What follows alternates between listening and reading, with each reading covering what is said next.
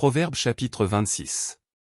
Comme la neige en été, et la pluie pendant la moisson, ainsi la gloire ne convient pas à un insensé.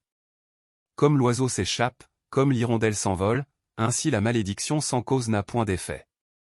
Le fouet est pour le cheval, le mors pour l'âne, et la verge pour le dos des insensés. Ne réponds pas à l'insensé selon sa folie, de peur que tu ne lui ressembles toi-même. Réponds à l'insensé selon sa folie, afin qu'il ne se regarde pas comme sage. Il se coupe les pieds, il boit l'injustice, celui qui donne des messages à un insensé. Comme les jambes du boiteux sont faibles, ainsi est une sentence dans la bouche des insensés. C'est attacher une pierre à la fronde, que d'accorder des honneurs à un insensé.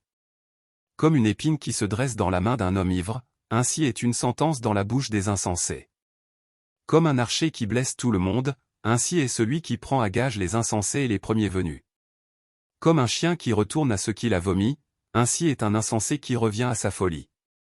Si tu vois un homme qui se croit sage, il y a plus à espérer d'un insensé que de lui. Le paresseux dit, il y a un lion sur le chemin, il y a un lion dans les rues. La porte tourne sur ses gonds, et le paresseux sur son lit. Le paresseux plonge sa main dans le plat, et il trouve pénible de la ramener à sa bouche. Le paresseux se croit plus sage que cet homme qui répond avec bon sens. Comme celui qui saisit un chien par les oreilles, ainsi est un passant qui s'irrite pour une querelle où il n'a que faire. Comme un furieux qui lance des flammes, des flèches et la mort. Ainsi est un homme qui trompe son prochain, et qui dit, n'était-ce pas pour plaisanter?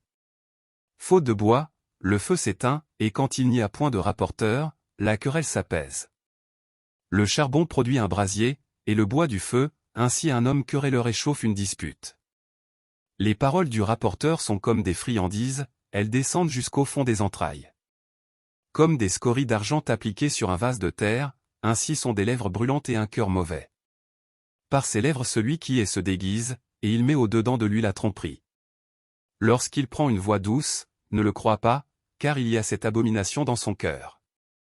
S'il cache sa haine sous la dissimulation, sa méchanceté se révélera dans l'assemblée. Celui qui creuse une fosse y tombe, et la pierre revient sur celui qui la roule. La langue fausse est ce qu'elle écrase, et la bouche flatteuse prépare la ruine.